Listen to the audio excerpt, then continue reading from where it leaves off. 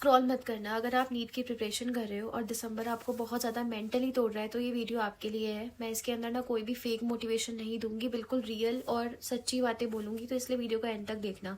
सबसे पहली चीज़, अगर आप नीट की प्रिपरेशन कर रहे हो तो दिसंबर एक ऐसा महीना है जहाँ पर बहुत सारे नीट एस्पिरेंट्स अपना कॉन्फिडेंस खोना चालू कर देते हैं कि अब दिसंबर आ गया है, आपने इतनी सारी प्रिपरेशन कर ली है अभी तक, अगर आप ड्रॉप ईयर में हो तब भी आप कब से प्रिपेयर कर रहे हो, और अब आपके जो है मॉक टेस्ट में मार्क्स नहीं बढ़ रहे, सिलेबस में ऐसा लग रहा है कि मेरा बहुत सारा सिलेबस बचा है, अब कैसे होगा, नीट इतना पास आ रहा है धीरे धीरे, कैसे हो पाएगा, सिलेबस पूरा हो नहीं पा रहा, रिवीजन हम कर नहीं पा रहे क्योंकि हमारा सिलेबस ही पूरा नहीं है, ये सारी चीज़ें। तो वीडियो को एंड तक देखना, आपको इसमें मैं एक ऐसी चीज़ बताऊंगी जिसको आप अप्लाई कर सकते हो और आपका जो टारगेट है नीट का वो भी थोड़ा सा आपको आसान लगेगा। ऐसा नहीं लगेगा कि पेपर जो है बहुत पास आ गया है या पेपर बहुत दूर लग रहा है तो अभी मेरा पढ़ने में मन नहीं है, अभी मैं क्या करूं। ये सारी दिक्कत आपकी उससे सॉल्व होगी, तो वीडियो को एंड तक देखना। पता है आपको कि दिसंबर इतना हैवी क्यों लगता है? क्योंकि अभी तक ना आप लोग सीख रहे थे नई नई चीजें, न्यू चैप्टर्स पढ़ रहे थे, बट अभी आप मॉक टेस्ट दे रहे हो। मॉक टेस्ट के अंदर आप अपनी वीकनेस को फील कर रहे हो, आप अपने वीक एरियाज को देख रहे हो। अब क्या होता है ना कि हम नया चैप्टर पढ़ते हैं तो वो हमें आसान लगता है, बट हम अगर वीक एरिया में जो रिवीजन करना होता है या फिर जो हमें जो चीज़ नहीं आती है हम उसको पढ़ते हैं तो हमें उसमें बहुत ज़्यादा दिक्कत आती है कि भाई हमें नहीं पढ़ना, ये हमें नया चैप्टर पढ़ने में आसान लगता है, वीक एरियाज को हम नहीं ध्यान देते हैं। तो सबसे पहली चीज़, अपने वीक एरियाज को एनालाइज करना चालू करो। मॉक टेस्ट दे रही हो उसके अंदर जो गलती है सबसे पहले उन मिस्टेक्स को दोबारा पढ़ो। नए चैप्टर पे जंप करने से बढ़िया है अपनी जो पुरानी मिस्टेक्स है, जो आपको टॉपिक आता है, आप उसको बहुत ज़्यादा स्ट्रांग बनाओ।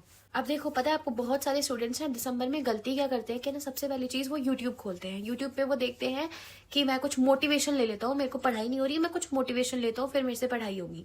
ठीक है, तो अब वो देखते हैं तो उनको कुछ मिलता है कि अरे भाई इसके 600 नंबर आए हैं, इसके 650 नंबर आए हैं, फिर वो अपना कंपैरिजन करते हैं कि मैं भी इतने टाइम से काम कर रहा हूँ, मैं भी इतना हार्डवर्क कर रहा हूँ, मेरे तो सिर्फ 500 नंबर ही आ पा रहे हैं, मेरे तो आ ही नहीं पा रहे, मॉक टेस्ट में ज़्यादा बढ़ ही नहीं पा रहे हैं नंबर। तो सबसे पहली चीज, अपना कंपैरिजन करना बिल्कुल छोड़ दो, बिल्कुल भी आपको कंपैरिजन नहीं करना है। ठीक है, उसके बाद आपको पैनिक नहीं करना है बिल्कुल भी। इस स्टेज पे आके आपको लगे कि मेरे 500 नंबर आ रहे हैं, अब मैं अपना आवर्स बढ़ा देता हूँ, मैं अभी, आप पूरे दिन पढ़ रहे हो, आपको लग रहा है कि अरे यार मैं 7-8 घंटे सो रहा हूँ तो मैं वो भी नहीं सोता हूँ, मैं अब 5 घंटे सोऊंगा, 3 घंटे में और पढ़ूंगा, तो आपको बिल्कुल पैनिक नहीं करना है। देखो, आइडियली अगर आप पढ़ रहे हो तो 6 आवर्स आपके लिए इनफ है सोने के लिए, आप 6 आवर्स सो, बाकी आप कोशिश करो कि आप उठो, 6 से ज्यादा आवर्स नहीं सो। ठीक है, उसके बाद स्टूडेंट्स क्या करते हैं, सबसे बड़ी चीज वो सोचते हैं कि अब मेरे लिए बहुत देर हो चुकी है, अब मेरा कुछ नहीं हो सकता।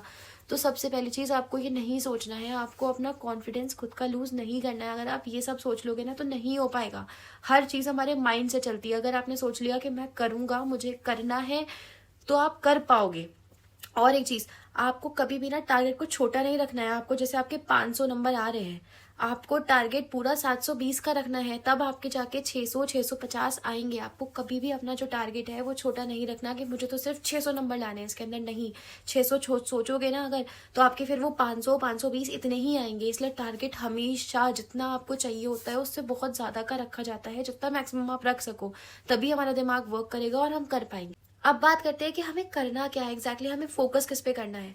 देखो, 3 चीजें हैं, अगर आपने इन पे फोकस कर लिया तो आप नीट को क्रैक कर सकते हो। कोई इम्पॉसिबल चीज नहीं है नीट। सबसे पहली चीज, आपको कंसिस्टेंसी रखनी है, आपको जल्दी जल्दी किसी स्पीड में नहीं करना है। आप डेली अगर 8 आवर्स पढ़ रहे हो, 10 आवर्स पढ़ रहे हो, तो प्लीज उसको पढ़ते रहो, उसको कम मत करो। बढ़ा सकते हो अकॉर्डिंग टू आप क्या कर रहे हो पूरे दिन के अंदर, आप उसके अकॉर्डिंग बढ़ा सकते हो, बट कंसिस्टेंसी रखो, डेली पढ़ो, कुछ ना कुछ डेली पढ़ो, एक भी दिन उसमें मिस मत करना। दूसरी चीज, आपको इस टाइम पे नई बुक्स की जरूरत नहीं है, बिल्कुल नई बुक्स वगैरह या नए चैप्टर वगैरह, चलो चैप्टर तो भी खोल सकते हो, अभी टाइम है, ठीक है, नई बुक्स वगैरह की जरूरत नहीं है, उनको मत करना। जो आपके पास पुरानी बुक्स हैं ऑलरेडी, एंड मेन बुक तो एनसीईआरटी है, उस पे फोकस करो, सिर्फ रिवीजन करना है आपको। मेन नए नए चैप्टर्स को खोल के नहीं बैठना। मैं एग्जांपल देती हूँ, जैसे कि अगर हमारे पास 100 चैप्टर्स हैं या फिर हमारे पास 100 टॉपिक्स हैं, टॉपिक्स से बताती हूँ, 100 टॉपिक्स हैं, हमें 100 के अंदर से ऐसा नहीं है कि हमें पूरे के पूरे 100 पढ़ने हैं। अगर हम 80-85 भी पढ़ रहे हैं तो हमें उनको ऐसा पढ़ना है कि अगर उसमें से क्वेश्चन आए तो हम उसको गलत नहीं करें। तो हमें 85 टॉपिक्स भी पढ़ रहे हैं तो उस पर फोकस करो, पूरे 100 की तरफ मत भागो। ये एक एग्जाम्पल है। तीसरी चीज, आपको इस टाइम पे पैनिक नहीं करना है, आपके माइंड की स्टेबिलिटी सबसे ऊपर है। आपको अपने आप को शांत रखना है, काम रखना है, काम रह के काम करना है। अगर आप हल्के से भी पैनिक होगे तो आपको नहीं कर पाओगे, आपको याद नहीं रहेगा, आप पढ़ाई में मन नहीं लगेगा।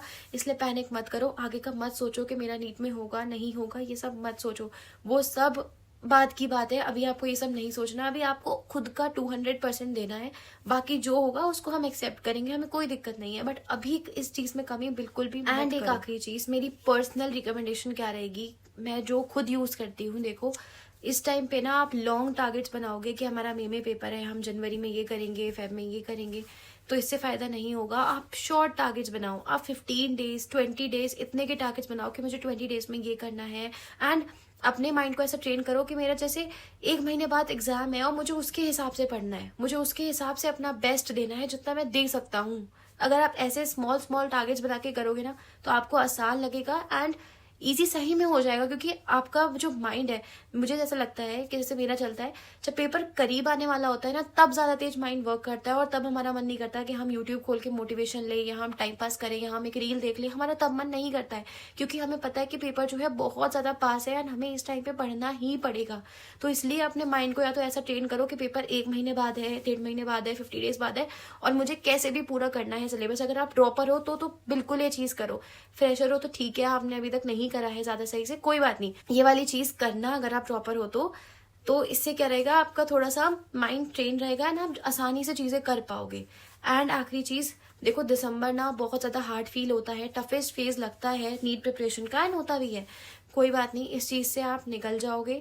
क्या रहता है ना फर्क, सबके लिए टफेस्ट फेज है, बट कुछ लोग जो है इसको क्विट करने की सोच लेते हैं कि अब हमसे नहीं हो रहा, हम नहीं कर पाएंगे, और कुछ लोग साइलेंटली, जो मैंने आपको 3 चीजें बताई, उस पर करके उस पर बने रह के निकल जाते हैं। तो प्लीज क्विट मत करो, काम करते रहो, सब अच्छा होगा। एंड कोई पर्सनल काउंसलिंग नहीं है ये, ठीक है, सब बढ़िया होगा। प्लीज कुछ मत सोचो, क्विट करने का बिल्कुल मत सोचना, सब अच्छा होगा। मुझे पता है आपको किसी ने भी नहीं बोला होगा कि आप बहुत अच्छा कर रहे हो, आप बहुत अच्छा आगे करोगे, नीट का एग्जाम भी बहुत अच्छा होगा, बस साइलेंटली क्विट मत करना, धीरे धीरे रेस में चलते रहो, सब बढ़िया होगा। कुछ आपको एक्स्ट्रा नहीं सोचना है, सिर्फ पढ़ाई करनी है, रिवीजन करना है, कंसिस्टेंसी रखनी है। बाकी अगर आपको कोई भी डाउट हो आप कमेंट सेक्शन में बता सकते हो। एंड 1% मेरी बात आपको अच्छी लगी हो, मोटिवेटेड फील हुआ हो तो प्लीज चैनल को सब्सक्राइब कर देना एंड लाइक कर देना, शेयर करना अपने फ्रेंड्स के साथ। Thank you so much.